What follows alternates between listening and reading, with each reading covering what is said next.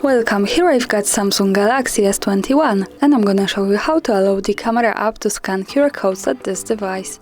So let's start by tapping on the camera button to open it, and for now we are in the standard photo mode. From here let's go to the left corner to this button. When we tap on it, we can open the advanced camera settings, and here in the intelligent features category, at the third position we have scan QR codes option.